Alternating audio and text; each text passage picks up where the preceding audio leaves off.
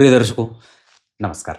एक बार फिर से उपस्थित हूँ आप सबके सामने रविवार के कार्यक्रम में, विश्लेषण जन्म कुंडली का। इस कार्यक्रम के अंतर्गत आपके सामने जो कार्यक्रम लेकर के आया हूँ, ये वो कार्यक्रम है जो मैं पूरे 7 दिन आप लोगों से कहता हूँ कि प्रतिक्रिया स्वरूप अपना डेट ऑफ बर्थ वगैरह लिखा करिए। आप लोग मुझ पर विश्वास करके लिखते हैं और अपनी कुंडली के प्रश्न पूछते हैं। इस रविवार मैं उन 5 कुंडलियों के साथ उपस्थित हूँ और मुझे लगता है कि इस बार मैंने जो ये 5 कुंडलियाँ चुनी हैं, वो शायद अच्छी चुनी हैं, क्योंकि मुझसे गलतियाँ हो जाती हैं। हालाँकि सारे दर्शक देख रहे हैं और सब चाहते हैं, जो भी मेरे नियमित दर्शक हैं, कि मेरी कुंडली चुन ली जाए। पर इस बार जिन्हों की कुंडली मैंने चुनी, मुझे लगता है कि ये सच में उस योग्य हैं, है ना? तो आइए शुरू करते हैं आज का कार्यक्रम। जल्दी ही हमारे 1 लाख दर्शक हो जाएँगे और कुछ लोग ये कह रहे हैं कि कुछ विशेष करिए, कुछ विशेष करिए। और मुझे कुछ विशेष आज तक मैंने किया नहीं है।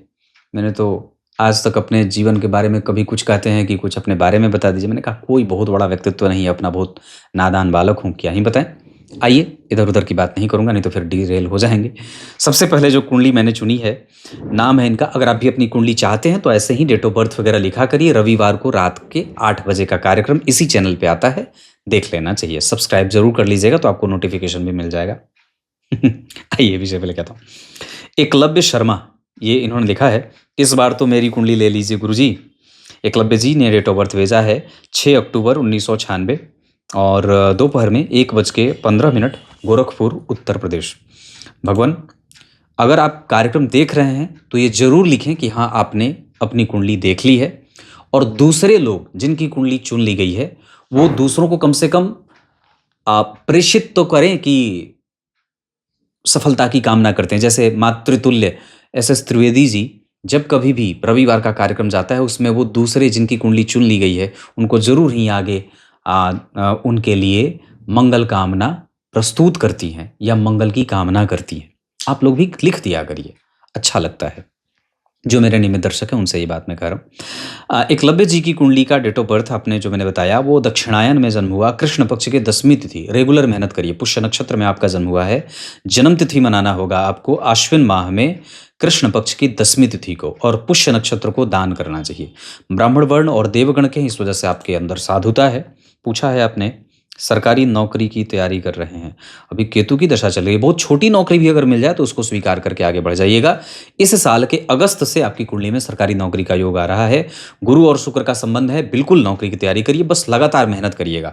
दशमांसा चक्र आपकी कुंडली में कर्क का बना है। गुरु और बुध सूर्य का प्रभाव वहां भी बहुत अच्छा बन रहा है। और मैं तो ये बात कहता हूँ कि आपकी कुंडली में सरकारी नौकरी का योग है। जो कुछ भी बन पड़े आपकी कुंडली में, बैंकिंग, फाइनेंस, पढ़ना, रिसर्च, ये सब का योग बना हुआ है। बिल्कुल तैयारी करिए। और धन योग है, हाँ धन योग है। गुरु आपके बलवान है। आपकी कुंडली में हंस योग लगा हुआ है, भद्र योग लगा हुआ है, बुद्धादित्य योग लगा हुआ है। गुरु आपकी कुंडली में हर जगह बहुत अच्छे बैठे हैं। एक लाजवर्त धारण कर लीजिए। गणेश संकट नाशक और गणपति अथर्व शीर्ष का पाठ प्रत्येक दिन करिए। और रविवार के दिन आदित्य हृदय का पाठ कम से कम 3 बार तो जरूर पढ़िए। नित्य मंदिर का दर्शन करिए। ब्राह्मणों का आदर होता रहे, माता पिता का आदर और सम्मान, उनकी पूजा होती रहे, इससे उनका आशीर्वाद मिलेगा। और आपकी कुंडली में सरकारी नौकरी है, बिल्कुल भी डरिए मत। आपको कब तक तैयारी करनी है? आपको तैयारी करनी है अभी कम से कम 2026 के दिसंबर के बाद, यानी कि 2028 के दिसंबर तक आपको सरकारी नौकरी की तैयारी करनी है। अगले 3 वर्ष आप इत्मीनान से, पूरे मेहनत के साथ, मनोयोग से लगातार मेहनत करेंगे तो सरकारी नौकरी हो जाएगी। क्लियर है? समझ में आ गई होगी बात। जितना उपाय बताया है उसको जारी रखिएगा। आपकी कुंडली धनु लग्न और कर्क राशि की है। चंद्रमा उसी मंगल के साथ बैठे, इस वजह से किसी पे विश्वास मत करिएगा जल्दी से। और किसी को धन देना तो बिल्कुल ही आपके लिए जहर के समान होगा, ये बात भी याद रखिएगा। आइए अगली कुंडली पे लेके आता हूं। अगली कुंडली जो मैंने चुनी है, नाम है इनका गौरव। जन्म दिनांक है 28 अक्टूबर 1989 को। समय दिन में 12:40, स्थान वाराणसी, उत्तर प्रदेश। और गौरव जी, आपकी कुंडली बनती है कृष्ण पक्ष के चतुर्दशी तिथि को। मन को शांत रखना होगा। आश्विन माह में आपका भी जन्म हुआ है। कृष्ण पक्ष की चतुर्दशी तिथि को चित्रा नक्षत्र में जन्म हुआ है। स्वास्थ्य का ध्यान रखिएगा। वैश्य वर्ण और राक्षस गण है, इस वजह से अपने आप को क्रोध में मत लेके जाइए। मकर लग्न की कुंडली बनती है। शनि 12वें हैं, लेकिन एक बात है कि सूर्य, मंगल और बुध कम से कम आपकी कुंडली में ठीक बैठे हैं, पर वहाँ पे मंगल और बुध दोनों अस्त हो रहे हैं। निर्णय गलत मत लीजिएगा, खास करके विवाह वगैरह को लेकर के। और आपका चरित्र तो मैं ठीक देख रहा हूँ। आपने लिखा है कि स्वास्थ्य की स्थिति कैसी है, इसी चंद्रमा के कारण स्वास्थ्य कमजोर हो रहा है। अगर हो सके तो शंख दान करिए, मोती दान करिए और समुद्र का दर्शन करिए, है ना। इसके साथ साथ अगर हो सके तो चिरचीटे की जड़ अपने गले में धारण करिए। आपने लिखा है कि व्यापार बहुत मंदा हो गया है पिछले 1.5 साल से। ठीक हो जाएगा, अक्टूबर से चीज़ें आपके पक्ष में आने लगेंगी, घबराइए मत। अगर हो सके तो एक शुक्र का रत्न उपल धारण कर लीजिए। और व्यापार आपकी कुंडली में ठीक है, क्योंकि थोड़ा मंद हमेशा चलता रहेगा, क्योंकि अभी जिस ग्रह की दशा चल रही है वो आपकी कुंडली में थोड़ा परेशान भी दिख रहा है ना, इस वजह से। लेकिन एक बात है कि ये आगे की स्थितियों के आधार पर ये आपको व्यापार में अच्छा निर्णय देगा अक्टूबर के बाद, है ना। 2026 के सितंबर से एक लाजवर धारण कर लीजिए, चतुर्थी का व्रत शुरू करिए। पीपल के वृक्ष के चारों तरफ दीपों की माला बनाइए। अमावस्या के दिन पितरों के नाम पे कुछ गाय को खिला दिया करिए। साथ ही साथ क्या कोई जादू टोना कर सकता है? नहीं, जादू टोना क्या कोई आप पे करेगा, आप खुद ही डरे हुए हैं, क्योंकि राहु लग्न में बैठा हुआ है, इस वजह से ऐसे डरने की कोई बात नहीं है।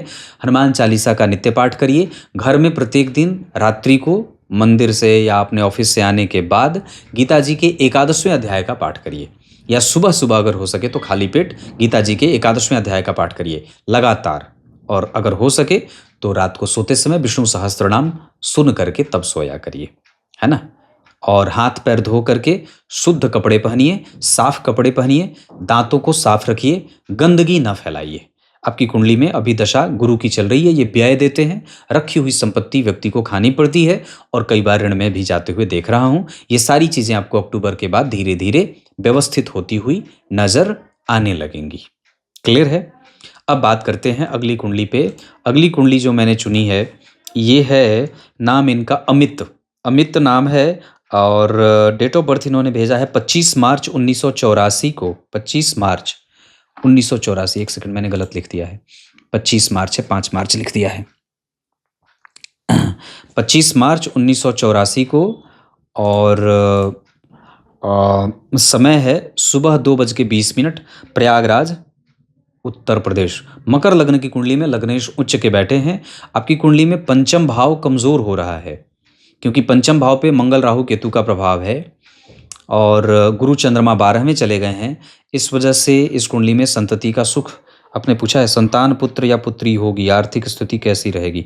अर्थ तो आपकी कुंडली में ठीक है, धन की समस्या इस कुंडली में ठीक है, उसमें कोई दिक्कत नहीं है। लेकिन राहु की दशा के लिए गणेश जी की पूजा, चतुर्थी का व्रत, संतान आपकी कुंडली के आधार पर पुत्र होने का योग बना हुआ है। 2 सिद्धांत लागू होते हैं, शुक्र विषम संख्या में तो पुत्र देंगे, और लग्नेश दशम स्थान में तो ये मान के चलिए कि पुत्र पुत्री पुत्र पुत्री पुत्र पुत्री पुत्र पुत्री पुत्र पुत्री पुत्री का योग है। इसका अर्थ है कि आपकी कुंडली के आधार पे अभी जो दशा चल रही है उसके आधार पर जो स्थिति बनी है उसमें पुत्र का ही योग ज़्यादा बन रहा है ना। ये बात याद रखिएगा। राहु हैं, इस वजह से मन लगा करके काम करने की आवश्यकता है, बहुत ज़्यादा अपने आप को बेचैन मत करिए। क्लियर है? अब आगे और एक बात बता दूं, धन ठीक है, धन ठीक है, और आपका व्यय भी ठीक है, महत्वाकांक्षा ठीक है, आपका कम्युनिकेशन ठीक है, और अगर हो सके तो अपने व्यापार का और विस्तार करिए, प्रचार करिए, है ना। ठीक हो जाएगा, आपकी दशा ठीक है। वैसे राहु की दशा चल रही है तो थोड़ी बहुत तो परेशानी देते हैं। 2026 के दिसंबर से राहु में शनि आ जाएंगे, स्वास्थ्य का ध्यान जरूर रखिएगा। ऋण वगैरह किसी को मत दीजिएगा। कोर्ट केस कचहरी में आपके पैसे नहीं जाएंगे, आपके दुश्मन नहीं है। क्लियर है? अब आगे अगली कुंडली पे आपका ध्यान लेके आता हूं। अगली कुंडली जो मैंने चुनी है, नाम है इनका रवीश किशोर। 28 सितंबर 1972, 14:28, पटना बिहार, मकर लग्न की कुंडली। और अगर मैं आपका पंचांग देखूं तो आपका जो पंचांग बनेगा उसमें आपका जन्म होता है भाद्रपद माह में, कृष्ण पक्ष की षष्ठी तिथि, रोहिणी नक्षत्र को दान जरूर करिए, अनाज और लोहे का, चावल का। साथ ही साथ कृष्ण षष्ठी को अपना जन्मदिन मनाना होगा अश्विन माह में, भाद्रपद और आश्विन। पंचम भाव आपकी कुंडली में भयंकर विषदोष में है। मन बुद्धि को भ्रमित मत करिए, लालची मत होइएगा। सवाल आपने कुछ पूछा नहीं है, पर फिर भी आपको मैं बता दूं कि आपकी कुंडली में मंगल और बुध दोनों अस्त हो रहे हैं। भगवान दाम्पत्य को मतलब पत्नी के स्वास्थ्य का ध्यान रखना होगा। मतभेद मत करिए। दशा शनि की चल रही है, एकांत में लेके जाते हैं, पर फिर भी मैं कहूँगा बजरंगबली की पूजा, सुंदरकांड का पाठ, सूर्य को अर्घ, नियमित दिनचर्या का पालन, अपने कर्तव्यों का निर्वहन, अपनी संतति को प्रेम करना और दूसरों की संतति को भी प्रेम करना। इसके अतिरिक्त अपने कम्युनिकेशन और जितना ज़्यादा हो सके अपने व्यय का नियंत्रण, इसके स्थापित करना होगा। लाजवर्त धारण करिए और जितना ज़्यादा हो सके अभी धर्म करने की आवश्यकता है। आपने कोई प्रश्न नहीं पूछा है, पर फिर भी मैं आपको बता दूं, आपकी कुंडली में अभी दशा मकर लग्न की कुंडली के लिए शनि की चल रही है। दशा खराब नहीं है, लेकिन आगे जो दशा आएगी शनि में मंगल और शनि में राहु, या आपको 2026 के 5वें महीने से लेकर के 2030 के अप्रैल तक कठोर ये दशा जा सकती है। इस वजह से सावधान अपने स्वास्थ्य पे, हड्डी पे और वात जनित समस्याओं पे। भोजन बिल्कुल नियंत्रित करिए और भगवान के नामों का स्मरण, नित्य शनि चालीसा का पाठ करना चाहिए। गीता जी के 18वें अध्याय का पाठ आपको बड़ा लाभ देगा। लाजवर्त धारण करिए और इतनी सारी चीजें। कोई प्रश्न पूछ लेते तो बढ़िया रहता, खाली आपने लिख दिया है कि रविवार के लिए, पर प्रश्न भी जरूर लिखा करिए। अगली कुंडली है, नाम है इनका अविनाश अत्रि। लिखा है इन्होंने, हम दुनिया से चले जाएंगे तो हमारी कुंडली देखोगे क्या? नहीं नहीं, ऐसा नहीं है। 12 फरवरी 1954 और रात्रि को 12 बजे जीरा पंजाब। तुला लग्न की कुंडली में उच्च के शनि, सूर्य राहु के साथ है। मन को शांत रखिए, प्राणायाम करिए, वाणी को कठोर मत बनाइए। आप प्रेमी इंसान हैं, प्रेम से ही आपके सारे काम बनेंगे। आयु अच्छी है, सुखपूर्वक मृत्यु होगी, इसमें कोई संशय वाली बात नहीं है। और निश्चित रूप से अभी दशा बुध की चल रही है।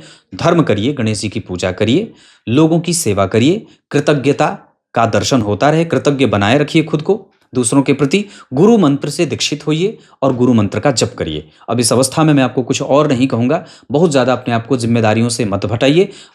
काशी आ जाइए और चुपचाप यहीं पे वास करिए, है ना। अपने से वहां उस जगह को त्याग करके किसी तीर्थ क्षेत्र में आकर के वहां पे अपने मृत्यु का वर्ण करिए। आपको सच्ची बात बता रहा हूं। बाकी वैसे आपकी कुंडली में आयु और सुख अच्छी है, कोई ऐसी बात नहीं है। आपकी कुंडली में संतति का सुख बहुत अच्छा है।